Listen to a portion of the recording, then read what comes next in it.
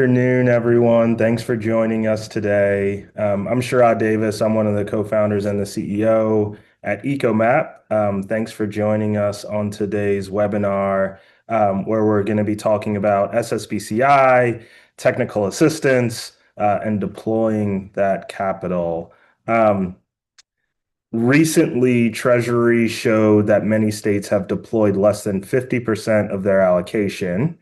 It's not just about spending money, it's also about the threat of losing future tranches, and more importantly, the missed opportunity to support socially and economically disadvantaged entrepreneurs. Today, we're going to be talking a bit about infrastructure, the plumbing that allows funds to flow from the State House to the small business owner efficiently and compliantly. I'm thrilled to be joined by two experts here. Dana Nielsen is a project manager for the Wisconsin Economic Development Corporation. She's driving diverse business development in Wisconsin, where she started actually as an intern in the Office of Rural Prosperity. Um, Dana is now, as I mentioned, a project manager in WEDC's Business and Community Development Division. She works on both the diverse business development team and downtown development team, with a focus on projects that support Wisconsin small businesses. Dana, welcome. Thank you for being here. Really appreciate it. Thank you for having me.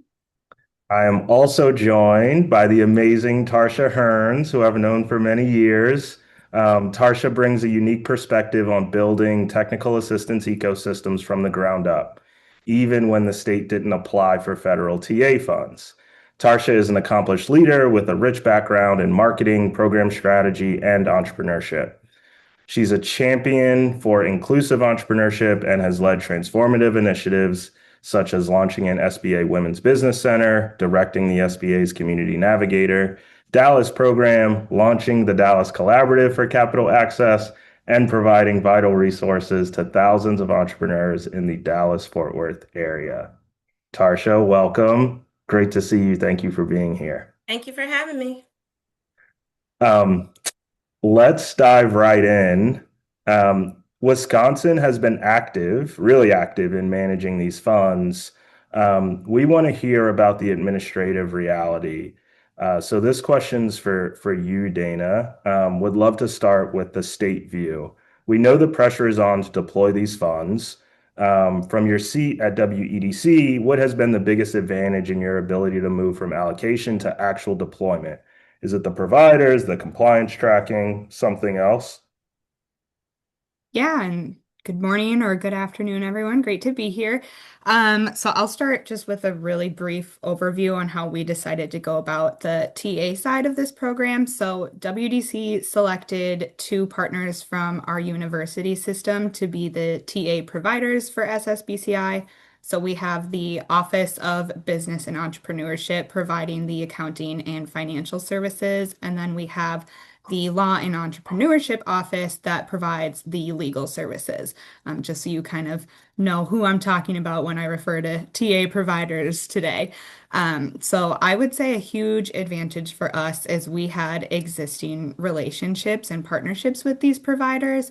Our Office of Business and Entrepreneurship, I personally have actually worked with on past small business projects. So I knew the person overseeing it on that end quite well. And I did come into SSBCI a little bit later. I just started maybe like 7 months ago working on this project. So having that relationship with her and using her as a resource to get me up to speed as I was learning things was super helpful. But overall, WDC has partnered with our university quite a bit. We have like a cooperative grant that we kind of run with them. We've done other small business efforts, be it events or a program we funded with ARPA funds a couple years ago. So we've just had these long-standing relationships with them. They also have their small business development centers run through the university system, which I think is probably the same for a lot of other states. So we have the relationships there as well. we're really lucky that our small business development centers are really strong in Wisconsin. So having this program and the funds from it essentially allowed to just like kind of boost efforts they were already doing. So that really helped in getting this program implemented. A huge advantage also was we had these providers selected by the time we started the application. So we were able to directly say, this is who we're going to be working with, what they'll be doing up front, rather than applying, getting the funds, and figuring out on the back end who our providers would be. So it was just nice to kind of have that groundwork already laid when we got started. Yeah. Um, Oh, I'm sorry, Dana. oh, no, go ahead. I'll stop. I was just gonna say that really stood out to me in our prep call, and we talked a lot about some of those long-standing relationships and how that made it easier to actually execute against the mandates on this for this program. Definitely. And I will probably refer a ton of times to the relationships and partnerships and general ecosystem we've built in Wisconsin over the last few years a lot. It has been a huge help on this project and lots of others that we run. And I know you work specifically with diverse business development. When we talk about your system or that digital infrastructure, the plumbing that I alluded to, what does that actually look like for you all? How does the WEDC use technology or data to ensure you aren't just deploying funds, but actually reaching the populations mandated by the program? Definitely, yeah. So on the technology side, our provider with the Office of Business and Entrepreneurship created an intake form that they run for both the financial and accounting services, but also will be used for referring to the legal side. So there's really only one source that businesses need to go to essentially apply to get the technical assistance. That form has been extremely helpful where it acts kind of both as a triage to see what type of assistance they need. And then also it's collecting a lot of that reporting data that we'll need later on to share with Treasury. So having that system in place and having it on the front end where it's something that businesses go through right away so we can essentially verify their SEDI or VSB status, that's been really helpful. As for like other technical services and using tech, we're in the process with the Law and Entrepreneurship Clinic. They are developing an on-demand tool that businesses will be able to access that will specifically focus on helping businesses decide the type of formation that will be best for them. So that way that they don't have to work directly with a lawyer or consultant at the Law and Entrepreneurship Office. They can do it on their own time, access it when it's best for them. So we'll be able to reach a lot more businesses that way. Amazing. Thank you, Dana, Yeah. for that overview. Let's shift to Texas, Tarsha. It's a fascinating case study because they didn't take the standard federal TA route. Um, so that situation is unique. The state didn't apply for SSBCI TA funding, so you had to build a solution yourself. Yeah, Can you tell us about the Capital Access Collaborative task force you formed? How yeah, did you design an ecosystem to support CDFIs and small businesses without that direct state TA umbrella? yeah. Thank you. You're right. Texas, you saw it from the U.S. Treasury report that Texas's allocation was like 472 million, and as of third quarter, they've only deployed about 5.8% of that, right? And so that's a good example of what happens when there's no connective tissue. You know, Dana said before they even applied, they already had the connectivity, the collaboration, the ecosystem. And unfortunately, Texas decided not to apply for any TA. And so, there are 10 CDFIs that are approved for Texas SBCI, and Texas has the loan guarantee and the capital access program. And those same 10 CDFIs, they have a presence right here in the DFW area. So you got CDFIs who have capital to deploy, especially to that SEDI audience. And obviously that audience needs the funding, but there wasn't a coordinated effort like you see there in Wisconsin. So, you know, and I know, and you know, and your audience knows that you have to pair technical assistance with lending, especially when you're serving that audience, right? So that audience can have the best level of success. So, in my former role, just like Dana, we already had partnerships with CDFIs. We had stakeholders because I led other ecosystem initiatives. So we were already doing work together. And then when we learned about the SSBCI and some of the CDFIs were applying for it, we immediately, when I say we formed this task force, and the task force was consistent of community stakeholders, CDFIs, ESOs, any organization that was already part of our ecosystem. And so we formed this task force to solve really one problem, and that is how do we get more capital into these underserved, under-resourced communities, particularly here in Dallas. It's an area that we refer to as Southern Dallas. And so this task force, we came together, we met with CDFIs, and we understood that Texas wasn't getting the TA dollars, so we had to kind of, figure it out ourselves. It was like, well, these CDFIs, we know that they're going to struggle with lending in those low wealth communities. And without that TA support, what can we do to rally around? So we formed the Dallas Collaborative for Capital Access, really as a wraparound ecosystem, obviously to support the entrepreneur, but also to provide some of that capacity and TA support to those CDFIs that applied to and was approved for Texas SBCI. Amazing. Um, and It was so, tough though. I mean, when I was actually had the opportunity to sit on some of those calls when I was invited to participate in some of those calls and hear those conversations. And we kind of knew right off the bat, if there wasn't going to be TA coupled with this, we knew that we had to create a solution on our own. um, And so, from your experience, Tarsha, like representing the front line, so to speak, like this collaborative is really the folks that are on the ground to a certain extent. Um, there's a disconnect between what the state needs, reports, Yeah. compliance, et cetera, and what the provider needs, ease of use, speed. What specific infrastructure or support do you think providers need to actually do their jobs effectively? Well, I mean, money is always the one of the things, right? So we need the money so we could do the job. But I think really it's also I'm not going to say stop funding programs, fund the programs, but don't make that the only thing you fund. Fund the infrastructure, right, that is needed to help manage the programs.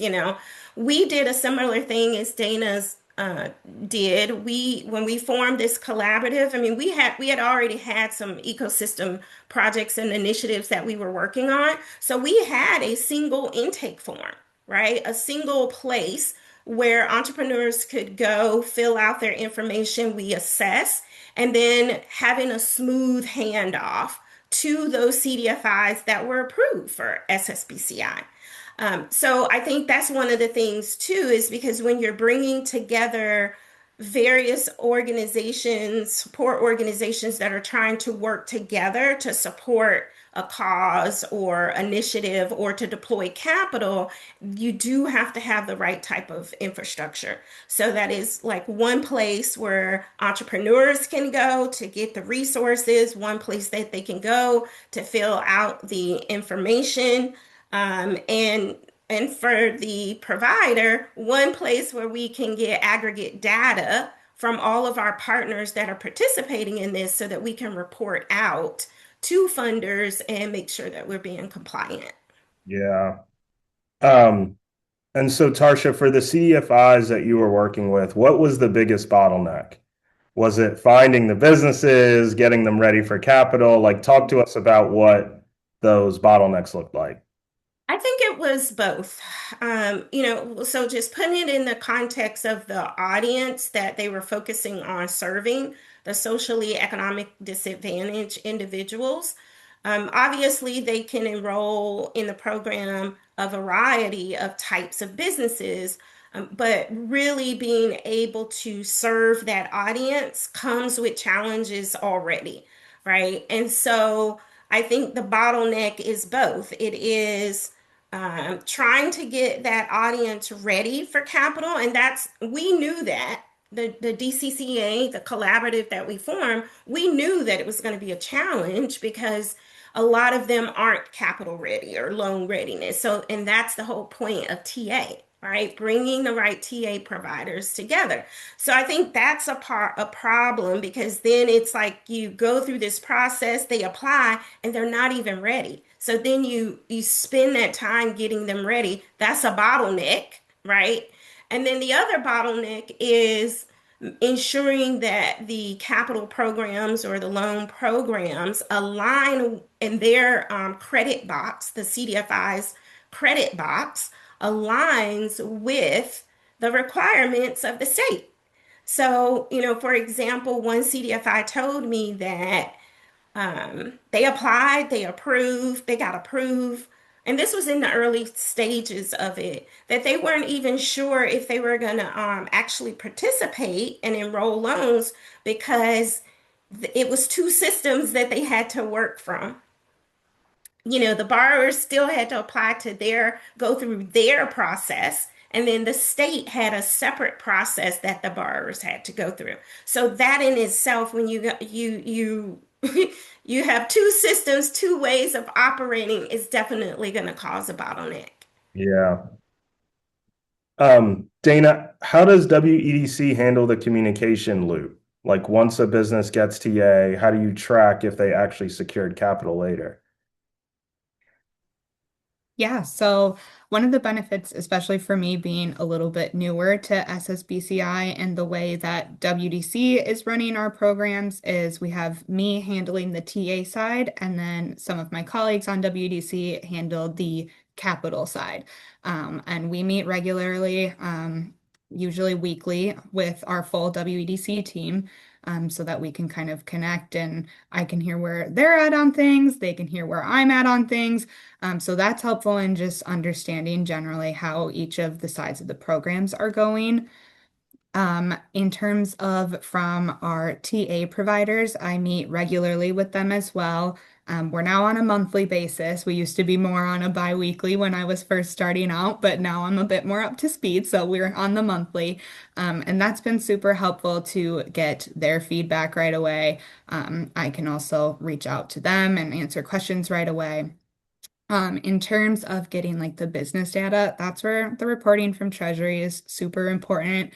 Of course, reporting is always hard. It's a lengthy process. I don't think anyone really enjoys it, but it is extremely useful where then we're getting all of that data from the businesses, kind of what their focus is, their contact information. So now we have them in our system. We're able to reach out in the future if we have other opportunities come up, um, especially just as we're exploring new ways to continually support small businesses as SSBCI eventually closes down in a few years. So just having their information has been super important.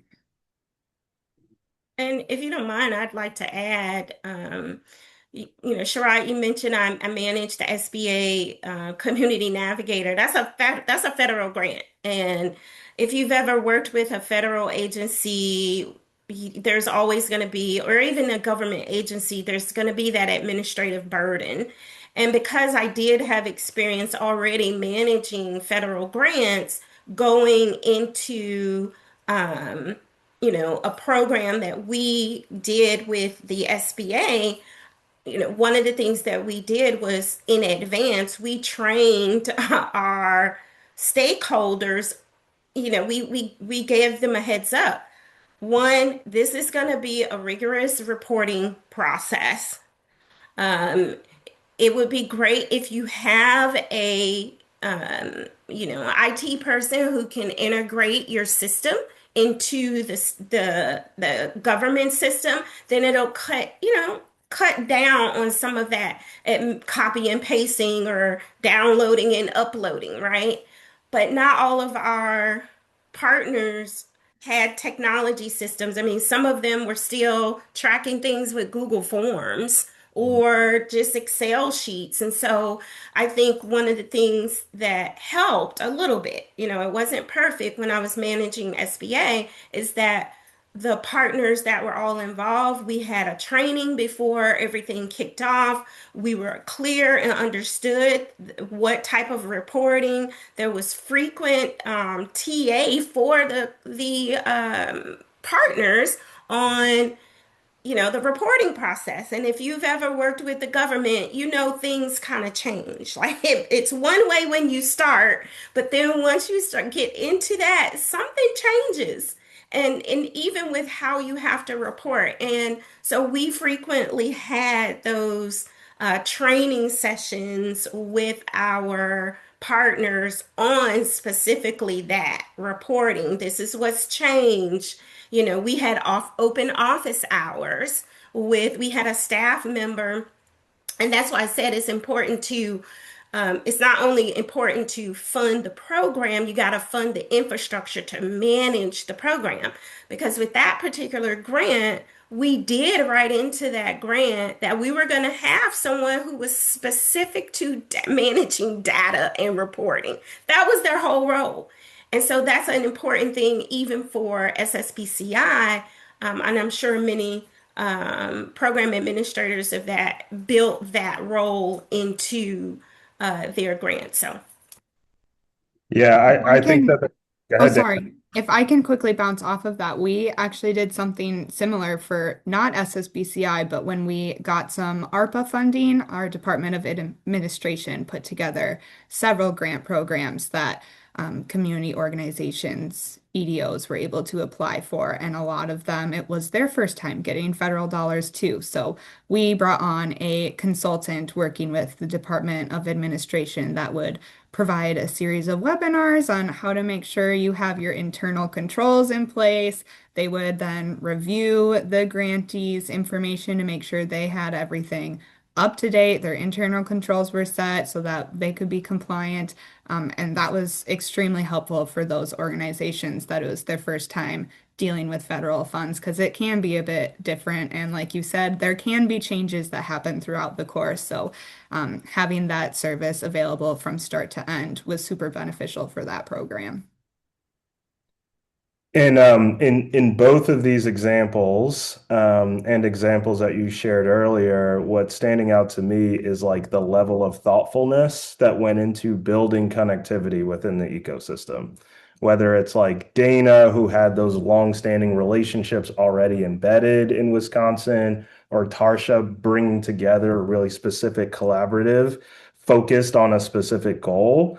And then what you just mentioned, Tarsha, like this concept of we are going to train prior to receiving the actual money so that we are prepared for everything that is required to actually take advantage of this opportunity. So sort of the thoughtfulness, the planning ahead of time, that's just one theme that kind of stands out to me when managing some of this complexity. yeah, I mean, if you do this every day, right, this is what you do. You know that if the intake, the capital deployment, and all the reporting can be in one place, again, it's not going to be a perfect system, but if it's all in one place, then you are able to report, aggregate that data. You're able to report back more seamlessly to your funders. You're better able to track your KPIs. And then if a program decides to end, just like SBA Community Navigator, I mean, that was a 2-year program with a 1-year extension. And so, in order to sustain a temporary program, because I don't even know if SSBCI when it's supposed to end, right? So, you should always go into a short term funding program with a plan to sustain it afterwards, right? And so, just by having that one place where you can capture all that is good because you're able, if the program doesn't continue, you're able to report out. And honestly, that's really how the DCCA came about. SBA Community Navigator ended, and we looked at our data and we saw that the SETI entrepreneurs that needed funding requested about 48 million in funding, but they were only approved about 5 million in funding. And so, we wouldn't have had that information if we didn't have this one dashboard or place where our partners were inputting and the entrepreneurs were inputting. This helped us get follow-on funding once that program, the SBA program ended. Yeah. I forgot to mention this at the beginning, but if you're in the audience and you have a question, feel free to drop it in the Q&A, and we'll try to get to it before we let folks go. This is for both of you, so maybe we can just have a conversation about this. But if a state leader is listening right now and they're sitting at 20% deployment, what's the first thing they could fix to speed things up? Well, like I said, Texas is at about 6%. So I'm pretty sure they've been panicking for a good little while. And, you know, if you are listening, I'm pretty sure you're kicking yourself in the butt and saying, man, we should have should have took advantage of that TA because the entrepreneurial ecosystem could have helped us speed that capital deployment along a little bit sooner. So definitely say that, but it's really going back to what I said before. You got to fund the infrastructure, and so putting systems in place that will allow your partners to easily integrate with your system, making it easier for them to manage the deployment. So that's the one thing I would say is if that's a lesson learned for Texas, it would be invest in the actual infrastructure, make it easier for your approved lenders to deploy and report back to you. Yeah, a little bit, some of the same advice. Definitely take a moment to just pause and evaluate the situation and really understand what is the reason why maybe you're not getting those funds deployed. Is it something that's on the capital side where the partners you're working with deploying the funds aren't getting dollars out? Is it where the businesses just aren't aware that this is available? Are they aware that it's available but don't think it's the right fit? What is that specific problem? And seeing what you have in your toolbox to alleviate it. And then my other suggestion is reach out to other states because we're all in the same boat. I reached out to a state when I first came on, and it was incredibly useful. I didn't have to go through a trial and error process myself. I was able to just learn from their experience.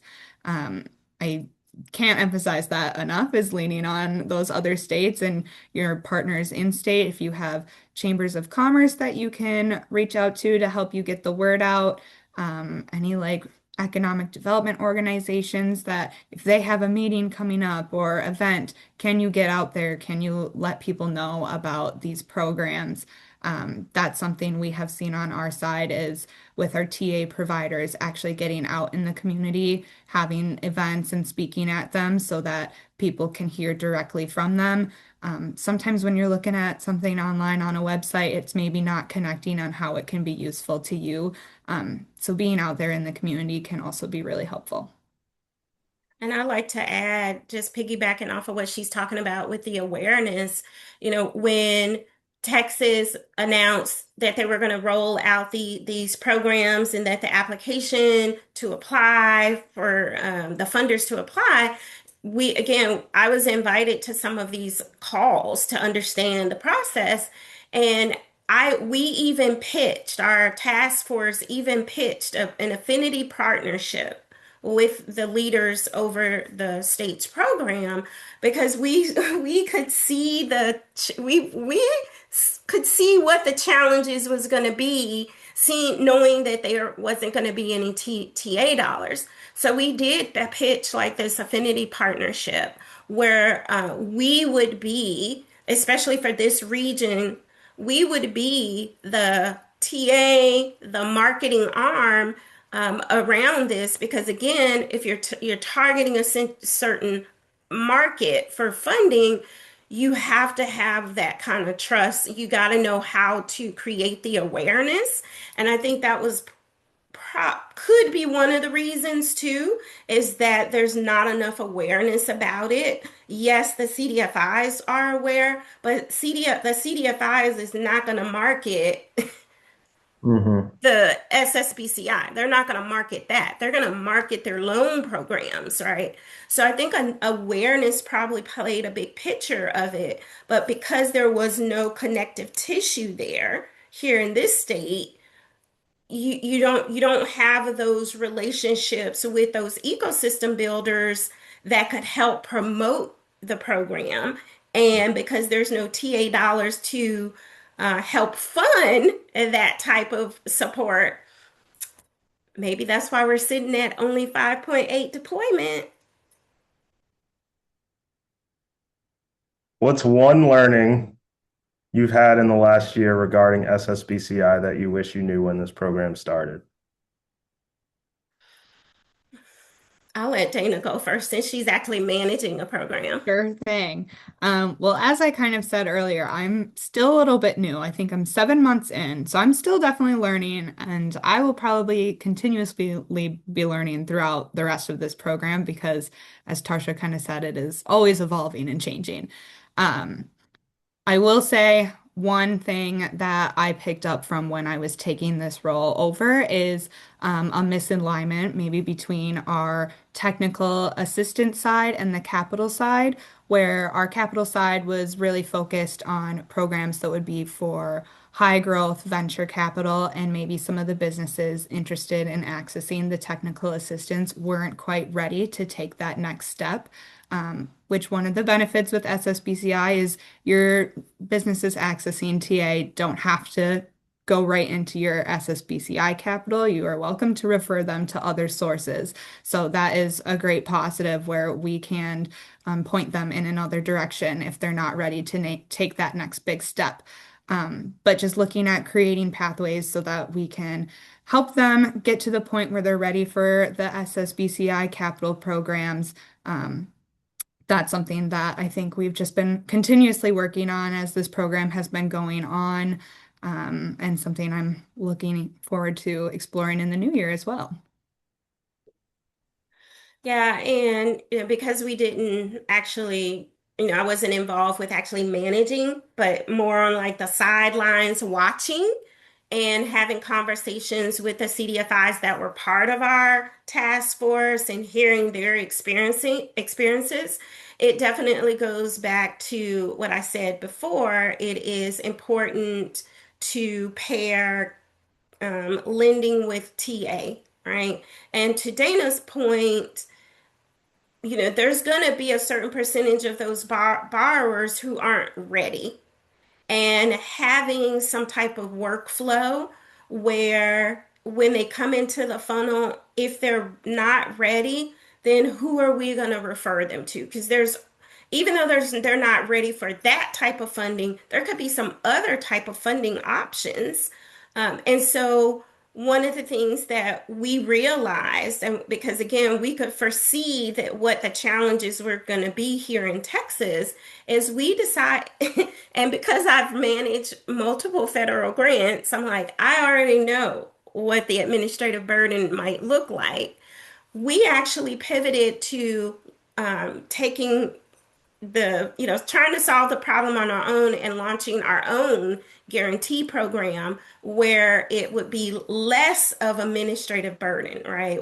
Less of the paperwork, less of, because when you're when you're trying to manage compliance, you become a digital paper pusher, is what you Mm. become. Right? You're doing a lot of reporting. So I would just say if I would have known anything that I would have known would have been just creating your own solution in advance of instead of waiting for the government or state or another entity to create a solution for a problem that you're trying to solve. Tarsha and Dana, thank you so much for joining us today. Really appreciate it. I think if I were to summarize this conversation very, very quickly, it's that connective tissue actually helps to make sense of the complexity. It also positions the ecosystem to be ready when these opportunities come up, when these opportunities evolve. And so just thank you so much again for sharing examples from Wisconsin and also Texas, two distinct examples, but hopefully meaningful and helpful for our audience. And if I don't talk to you before the holiday, I hope you both have a wonderful and restful holiday. And thanks everyone for joining us as well. Thank you. Happy Thank holidays. you. Happy holidays. Bye, guys. Bye.